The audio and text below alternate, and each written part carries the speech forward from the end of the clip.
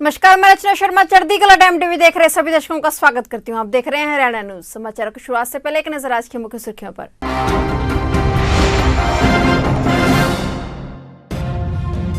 एक दिन में 50 नए मामले, संक्रमितों की बड़ी संख्या।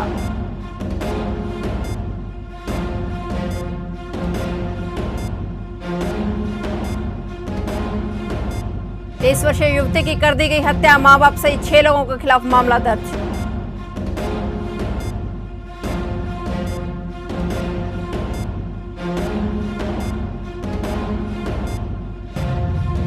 ऑटो चालकों व ई रिक्शा वालों को मिली छूट, दिशा निर्देश किए गए जारी।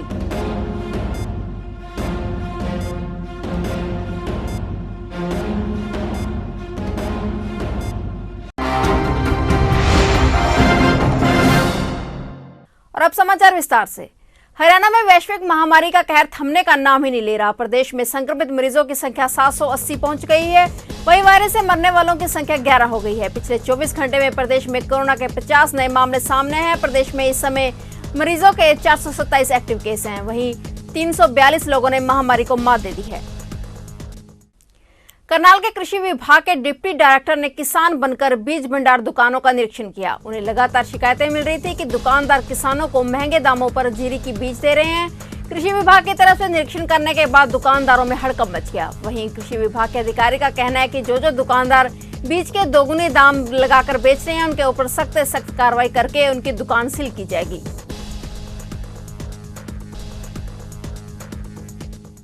अभी किसानों जैसी फसल काटी और नई आगामी फसल के लिए बीज की तैयारियां चल रही थी, बीज लेने की तैयारियां चल रही थी, तो उसमें ये निकल के आया कि कुछ दुकानदार पिछले साल से दुगना भाव ले रहे और ये उसके साथ बिल भी नहीं दे रहे हैं किसानों को। तो आज ये किया गया कि एक बारी जा करके खुद हम एक किसान बन करके और ये देखें कि वास्तव में किसानों के साथ ऐसा हो रहा है।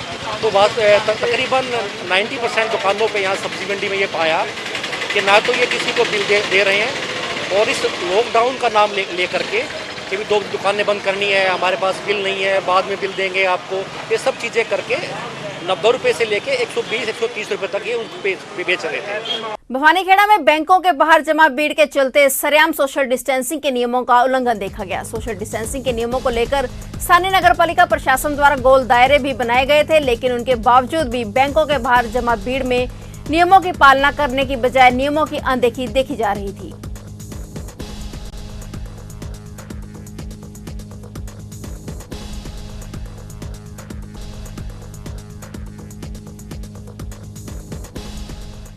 मेरा पानी मेरी विरासत योजना पर किसानों के विरोधी सुर देखने को मिले। दरअसल रतिया में हुई किसान सभा की बैठक में किसानों ने योजना के खिलाफ फैसला लिया कि 18 मई को हर गांव के बस स्टैंड पर किसान धरना देंगे और 25 मई को लघु सचिवालय पर धरना देने का ऐलान किया गया।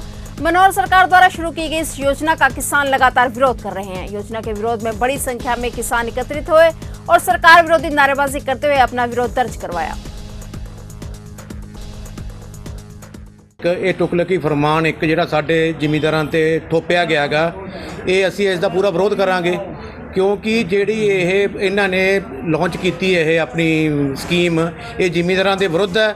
ਬਾਕੀ ਜਿਹੜਾ ਇਸ ਏਰੀਏ ਦਾ ਜਿਹੜਾ ਕਿਸਾਨ ਆ ਉਹ ਕੋਈ ਜੀਰੀ ਆਪਦੀ ਖੁਸ਼ੀ ਨਾਲ ਨਹੀਂ ਲਾਉਂਦਾ, ਇੱਥੇ ਮਜਬੂਰੀ ਹੈ ਸਾਡੀ ਲਾਉਣੀ ਕਿਉਂਕਿ ਇਹ ਫਲੱਡਡ ਏਰੀਆ ਗਾ। ਫਲੱਡ ਆਉਣ ਕਰਕੇ ਸੀਜ਼ਨ ਦੇ ਵਿੱਚ ਇੱਕ ਪਾਸੇ ਸਾਡੇ ਘੱਗਰ ਹੈ, ਇੱਕ ਪਾਸੇ ਸਾਡੇ ਭਾਗੜਾ ਜਾਂਦੀ ਹੈ, ਉਹਦੇ ਕਰਕੇ ਸੀਜ਼ਨ 'ਚ ਜਿਹੜੀ ਘੱਗਰ ਹੈ ਓਵਰਫਲੋ ਹੋ ਕੇ ਸਾਡੇ ਖੇਤਾਂ ਪਿੰਡਾਂ ਦੇ ਵਿੱਚ ਪਾਣੀ ਆ ਜਾਂਦਾ ਹੈ। ਜਿਹੜੀ ਦੂਜੀ ਫਸਲ ਆ ਉਹ ਤਾਂ 1-2 ਘੰਟੇ ਸਰਵਾਈਵ ਨਹੀਂ ਕਰਦੀ, 2 ਘੰਟੇ ਦੇ ਵਿੱਚ ਮਰ ਜਾਂਦੀ ਹੈਗੀ। ਇਹ ਜਿਹੜੀ ਜੀਰੀ ਹੈ ਸਿਰਫ ਇੱਕੋ ਹੀ ਜੀਰੀ ਫਸਲ ਹੈ ਜਿਹੜੀ मरती भी नहीं तो दोबारा भी लग जाती हैगी। भवानीखेड़ा अनाज मंडी में अधिकारी का आश्वासनों के बावजूद भी समस्या ज्यों की त्यों बनी हुई है। सरकार द्वारा घोषणा की गई थी मगर आढ़तियों को अनाज मंडी में सुविधाओं का इंतजार अब भी है। मंडी में आढ़तियों को आज भी उठान की समस्या की परेशानियों से गुजरना पड़ रहा है। अनाज मंडी प्रशासन भी समस्या को लेकर कई बार अधिकारियों से भी मिल चुका है, लेकिन भवानीखेड़ा अनाज मंडी में यह समस्या ज्यों की त्यों बनी हुई है।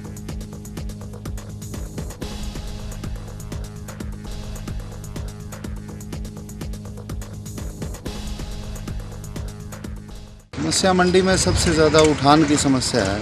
आड़ती भाई परेशान हैं बहुत ज़्यादा, मंडी में उठान नहीं हो रहा है और ठेकेदार से बात करते हैं वो फ़ोन नहीं उठाता है।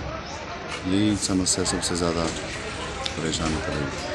मौजूद भी कोई स्थिति में सुधार नहीं हो रहा है। एसडीएम साहब आ लिए हैं, सबसे बात हो चुकी है, डीएफएससी साहब से बात हुई थी उस दिन, और ये कि आप कर लीजिए। हम कहाँ से कर सकते हैं? हम सारा काम अगर हम ही कर लेते तो ठेकेदारों की औरों की क्या ज़रूरत पड़ती?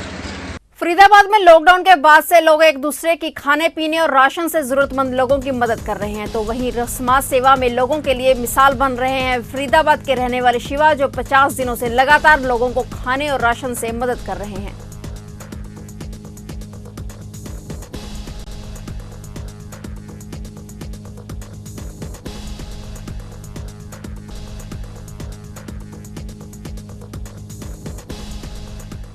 कलायत के वार्ड नंबर 13 में आज से 4 महीने पहले बनी गली के धंसने का मामला सामने आया है। यहां के निवासी शक्ति सिंह ने बताया कि उनकी यह गली नगरपालिका द्वारा 4 महीने पहले बनाई गई थी। उन्होंने ठेकेदार पर आरोप लगाते हुए कहा कि उसने गली में घटिया सामग्री का इस्तेमाल किया है। गली के कारण मकान में दरार आना शुरू हो गया है। कहीं भी कभी भी कोई यहाँ हादसा हो सकता है।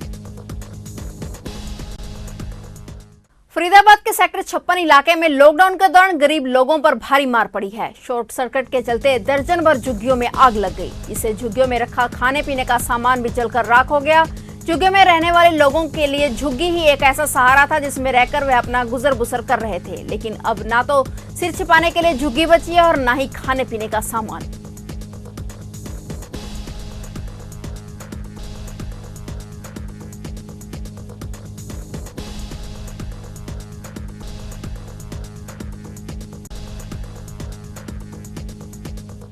रोही, कैसे आग लगी झुग्गियों में? हम तो इधर बाहर बैठे थे तो एक इधर की साइड से एकदम से आवाज़ आई कि फट फट की जो आवाज़ फाल्ट होती है लाइट जी। तो लड़कियां बैठी थी, तो उनने बोली कि आग लग गई आग लगे, तो उनके बच्चे उनको लेके बाहर निकल गए। तो इतने में हम तो घुसने गए, कुछ भी सामान निकल नहीं पाए, तो हमें बोले कि बाहर निकल जाओ सबरे। कोई तो बोले अंदर मत घुसो, सिलेंडर फट जाएगा, वो कर जाएंगे। तो कितनी झुग्गी हैं जो आग की चपेट में हैं? झुग्गी आई है 10 झुग्गी, 10-11 झुग्गी, 10-11 झुग्गी हैं।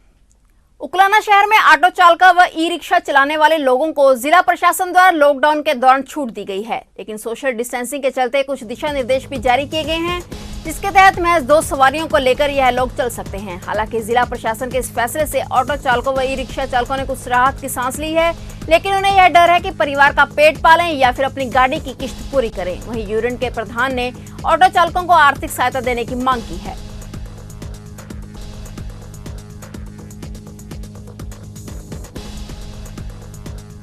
हमें सरकार ने 2 सवारी बिठाने की अनुमति दी है और जैसे कि सरकार ने बोला हम उसका पालन कर रहे हैं, लेकिन हमारा गुजारा बहुत मुश्किल हो रहा है इससे। हम मेडिकल से लेकर अगर मान लो दिल्ली बाईपास तरफ या पुराने बस स्टैंड की तरफ जाते हैं तो हमें सर कोई ज़्यादा बचत का वो लगता नहीं, उतना ही हमारा तेल लग जाता है।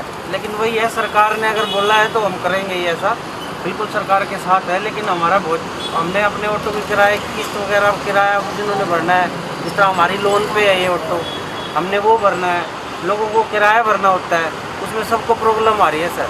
ब्रह्मऋषि कॉलेज ऑफ एजुकेशन के प्रांगण में रक्तदान शिविर का आयोजन किया गया, जिसमें से 122 रक्तदाताओं ने रक्तदान किया। लॉकडाउन के कारण अस्पतालों में रक्त की कमी बनी हुई थी। इस कमी की आपूर्ति के लिए रक्तदान शिविर का आयोजन किया गया।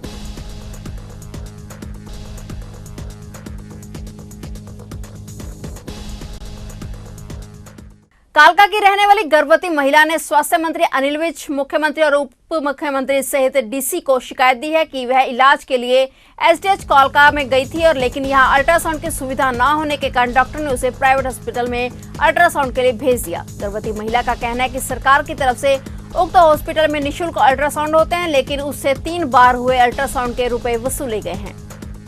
इस चीज़ की मेरे पास रिटर्न इंक्वायरी आई थी सिविल हॉस्पिटल कालका से, जो कि हेल्थ मिनिस्ट्री से मार्क होके आई है इनके पास। उस चीज़ का मैंने 5 तारीख को जवाब दे दिया है। उन्होंने मेरे पे 3 एलिगेशन लगाए थे कि भी मैंने इनका कोई फ्री का अल्ट्रासाउंड नहीं किया, जो कि झूठ है। मैंने फ्री का भी अल्ट्रासाउंड किया हुआ है, जिसकी कॉपी इनको प्रूफ दे दिया है मैंने। इसके अलावा 2 अल्ट्रासाउंड इन्होंने कराए थे, जिसमें ये कहते हैं कि हमने इनसे पैसे लेके इनको रिसिप्ट नहीं दी। उसकी हमारे पास रिसिप्ट की काउंटर फॉइल भी पड़ी हुई है, जो कि मैंने सिविल हॉस्पिटल वालों को दिखा दी है। अल्ट्रासाउंड के लिए गए थे सुबह 11:30 बजे। इन्होंने पहले 1600 रुपये मांगे, फिर मांगे 1700 रुपये। इनको पैसे दे दिए गए थे, थोड़ा टाइम लगेगा, 2 बजे तक बिठा के रखा। फिर कहते खाना खाने चले जाओ। जब खाना खा के आए फिर अल्ट्रासाउंड किया, उन्होंने 4 बजे तक बिठा के रखा। जब रसीद मांगी तो मिसबिहेव किया इनके फादर साहब ने, ना रसीद दी पैसों की। और अब ये कह रहे हैं कि सफाई कर्मचारी से रसीद मांगी है। आप इनके 27 अप्रैल की वीडियो रिकॉर्डिंग की चेक की जाए। हिसार के समीपवर्ती गांव बैरी अकबर में ऑनर किलिंग का मामला सामने आया है। गांव बैरी अकबरपुर में 23 वर्षीय युवती की हत्या कर दी गई और शव को गुपचुप तरीके से अंतिम संस्कार कर दिया गया। प्रेम प्रसंगों के चलते युवती की हत्या करने की संभावना जताई जा रही है। तासू गांव निवासी राकेश की शिकायत पर उकुलाना पुलिस ने युवती के मां बाप सहित 6 लोगों के खिलाफ हत्या व शव को खुर्द करने का मामला दर्ज कर लिया है।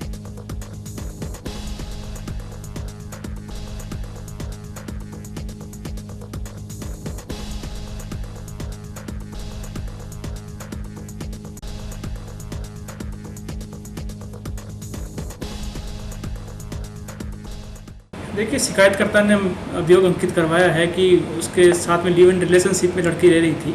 वो उसके फैमिली वाले लेके गए थे और बाद में उसकी हत्या कर दी गई है। इस शिकायत प्राप्त होने के बाद में हमारे द्वारा एफआईआर दर्ज कर ली गई है।